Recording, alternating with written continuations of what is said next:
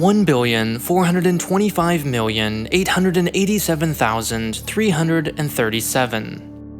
That was China's population in 2022, the largest it had ever been, and in all likelihood, the largest it will ever be. This April, it was surpassed by India, which is now the world's most populous country, a title China has held for as long as we have data.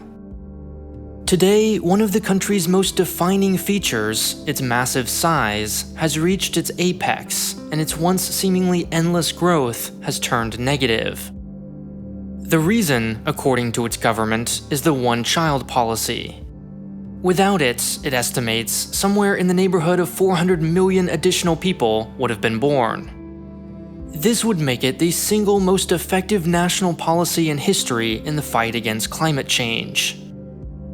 The average Chinese consumer is responsible for about 8.6 tons of CO2 emissions each year. To use some back-of-the-envelope math, if all 400 million people were alive today, they would add 3.4 billion tons of carbon dioxide to the atmosphere.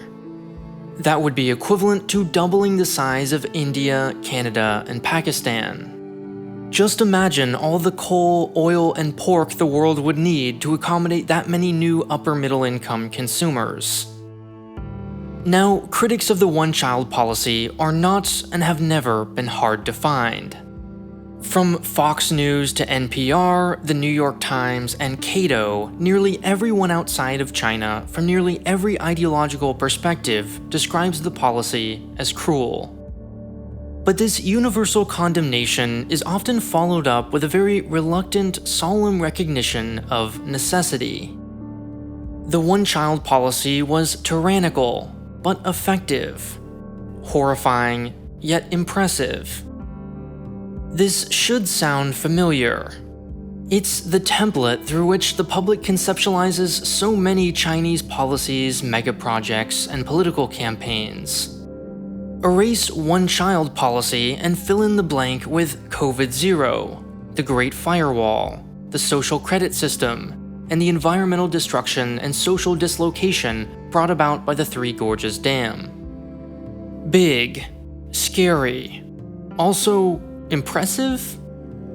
That each of these very different things from very different periods in history has so neatly reinforced pre-existing perceptions should give us pause. For the many millions around the world without any direct contact with China, these discrete, prepackaged terms like one-child policy are the primary or even only lens through which we understand the country. They may then serve as a kind of imperfect propaganda, if not internationally, then at least domestically, where criticism of authoritarianism rings hollow. The party is portrayed as effective, efficient, scientific, practical, and even far-sighted. Over time, these descriptions have become associated with autocracy more broadly and helped undermine faith in democracy, which must be, by contrast, slow, disorganized, and weak. But there's much more to this story. It's time to look beyond the necessary evil framework and critically re-examine the legacy of the notorious one-child policy.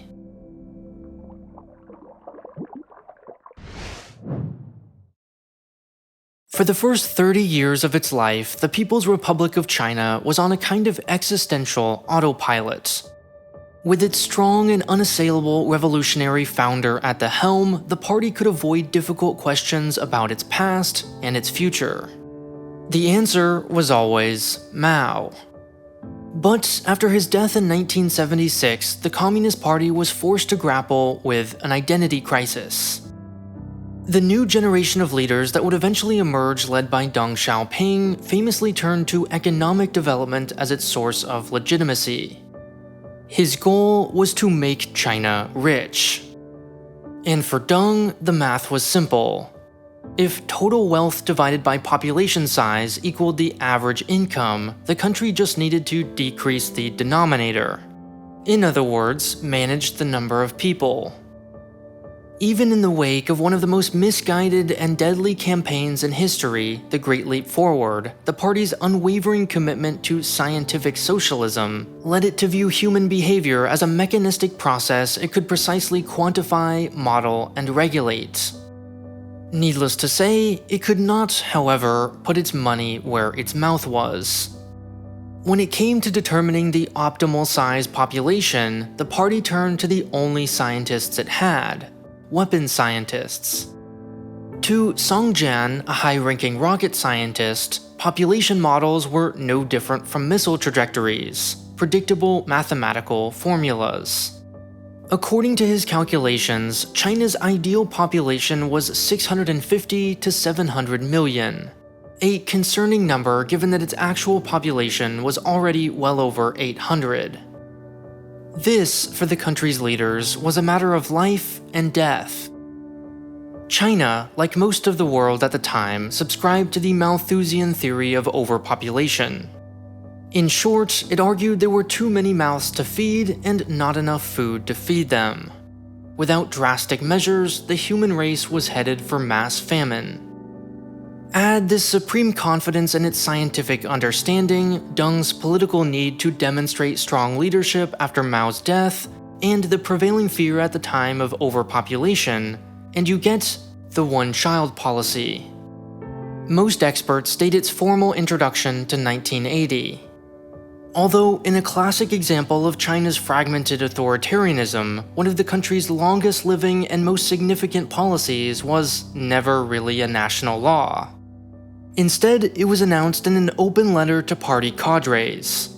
Quote, to strive for the goal of holding the total population in our country under 1.2 billion by the end of the century, the State Council has made an appeal to the people of the entire country to promote the policy of each couple having only one child. It would be up to each province, city, and township to figure out its own implementation. Almost immediately, two things became apparent.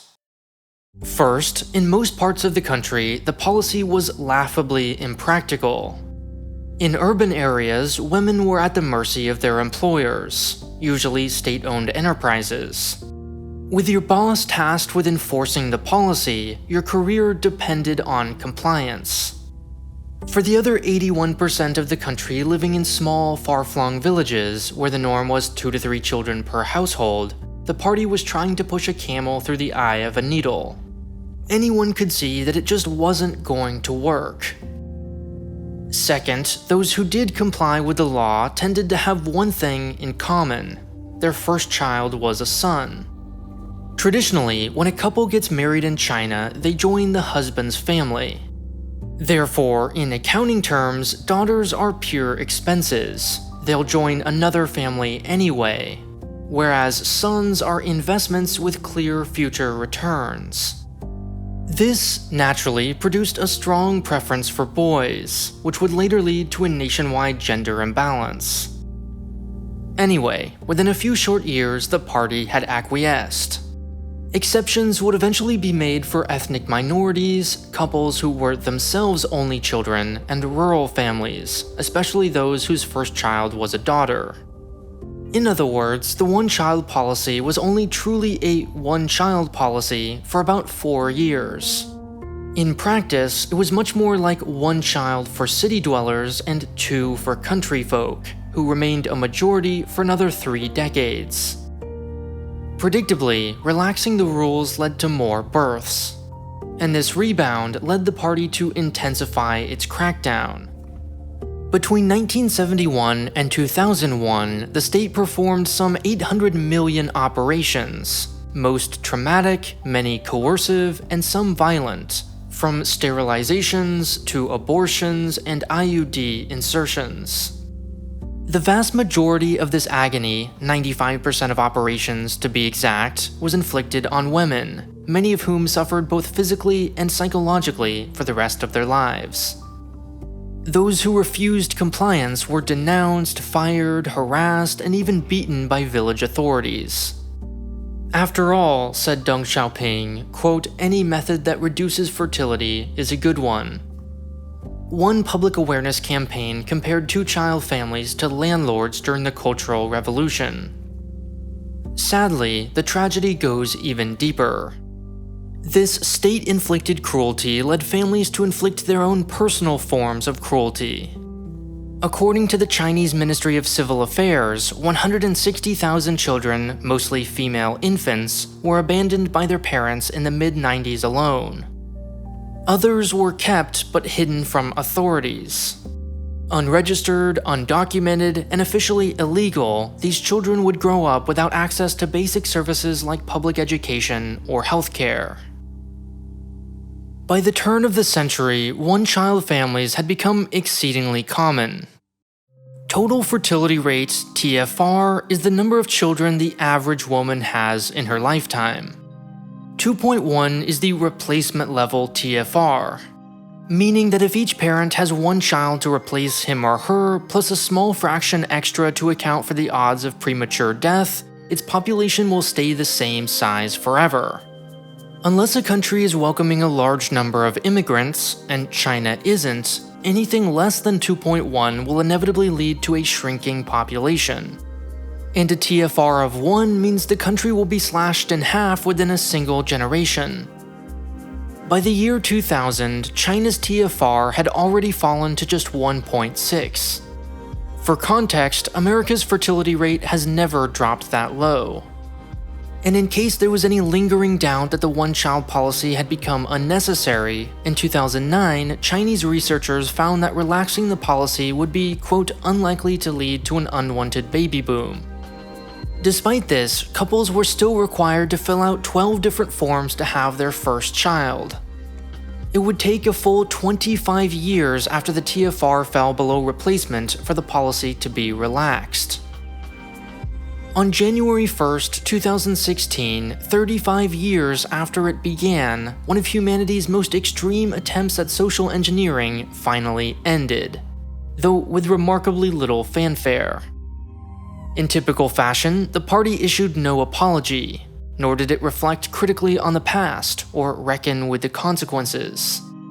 Like the shift from intense lockdowns during COVID-0, the policy was sacrosanct and essential to China's national security until, one day, it wasn't.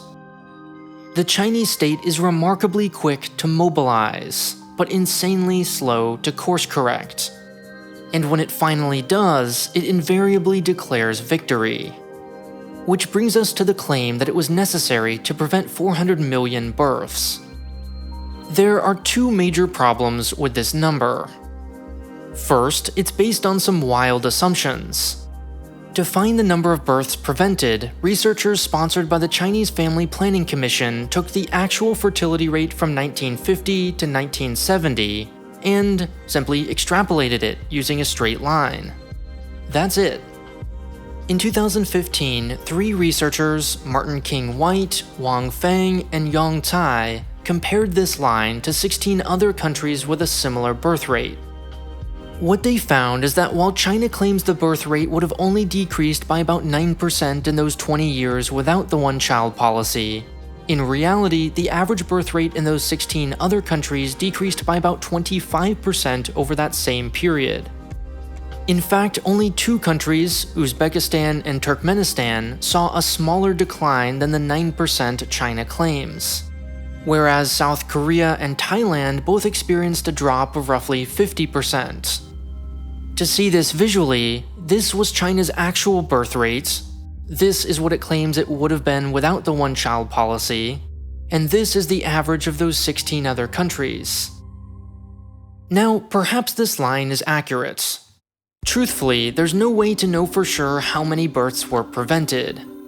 It's worth noting that all of this is educated guesswork. Every country is different, and there's no reason its birth rates must have necessarily mirrored those of Costa Rica, Malaysia, or Korea. Fair enough. But there's another bigger problem. Take another look at that graph. Notice how much of the drop in actual birth rates occurred right here, between about 1970 and 75. To see this more clearly, let's extend the graph to see data going back to 1951 and focus on the total fertility rate. What this graph shows is that the average Chinese woman went from having nearly 8 children in the early 1960s to under 3 a decade later. After that, fertility decreased much more slowly to the present day. In fact, it actually increased a few times in between. But recall that the one-child policy didn't begin until here, in 1980. In other words, about 5/8 of this alleged decrease happened before the policy was even announced. What really happened is this. Between 1958 and 61, the population endured widespread suffering under Mao's Great Leap Forward. Mass famine led to a steep decline in fertility. As food became more widely available in the aftermath, fertility quickly rose to make up for lost time. Then, in the 1970s, the Chinese government initiated a birth planning campaign called Later, Longer, Fewer, encouraging later marriages, longer intervals between children, and fewer births overall. Now, you might argue this is all just semantics. One-child policy or later, longer, fewer, whether one law or another was the cause of the drop in birth rates, doesn't really matter. At the end of the day, millions of births were prevented. The government's policies were effective. But there's a critical difference between the two, one the government's research conveniently overlooks. The Later, Longer, Fewer campaign was by no means gentle or compassionate. From a modern-day lens, many of its practices were downright appalling. Some women were harassed, others forcibly sterilized, and pregnancies were carefully monitored by the state. But it was largely a public awareness propaganda campaign aimed at changing cultural attitudes. The one-child policy, by contrast, was much more coercive, with a sharp rise in the number of forced abortions and sterilizations. Yet, despite being far more violent, it wasn't nearly as effective. At most, this is what we can attribute to the one-child policy. But even these modest results are suspect. This was no ordinary period in Chinese history. This slow, long-term decline in fertility overlaps with the country's reform and opening. And history has shown that economic development is the best contraceptive. In a low-density agricultural society, children are assets, effectively free farm labor. In a rich, high-density urban environment, children transform into costly liabilities. Childcare, healthcare, college tuition, and real estate prices have exploded in the past 40 years, making larger families prohibitively expensive. Meanwhile, the regions most likely to want fewer children, cities, were the same ones where the one-child policy was most strictly enforced. The most damning evidence comes in the form of cross-country comparisons. Take a look, for instance, at China and Taiwan's birth rate over time. The two share many cultural traditions, but only the former imposed a limit on the number of children. Yet, while China's fertility fell faster, they ended up converging at a similar level. Likewise, China's TFR fell earlier than countries like South Korea, Mexico, and India. But it's not so different today. In the words of Harvard's Susan Greenhalgh, one of the policy's foremost experts, quote, "Probably relatively little of the birth program's share of fertility decline resulted from making the small family mandatory, and from using heavy-handed techniques to enforce it." Johnson Zhang of the Chinese University of Hong Kong writes, "China's fertility might well have dropped to the current low level with rapid economic development, even without the one-child policy." Research has shown that as women's access to education increases, fertility decreases. Indeed, the TFR for rural Chinese women with a high school education is just 1.2. According to one estimate, the total cost of administering the one-child policy was 300 billion yuan. With that same amount, China could have put its entire 180 million illiterate to semi-illiterate population at the time through elementary school and gotten a similar result. So why continue the policy for so long? It's one thing, after all, to pursue a goal with limited information, armed with models developed by a rocket scientist in the 1970s. It's another to continue imposing this suffering years after its foolishness has been laid bare. For one, Beijing is eager to maintain the illusion of control. To repeal the policy and watch fertility remain low would be to reveal how unnecessary it was. It also suits the party well to face an existential threat, which justifies strong state intervention. Finally, there's the simple fact that it wasn't all that pressured to change course. There should be no doubt that if this suffering could be quantified, the one-child policy would rank near the top of modern China's most horrific atrocities. But the party, for all its many flaws, is very good at selling the necessity of its ruthless policies to a domestic audience. And this is the final tragedy of the one-child policy. Women were expected not only to sacrifice their bodies for the state, but to do so eagerly, to never question the means, and to agonize for the greater good in silence.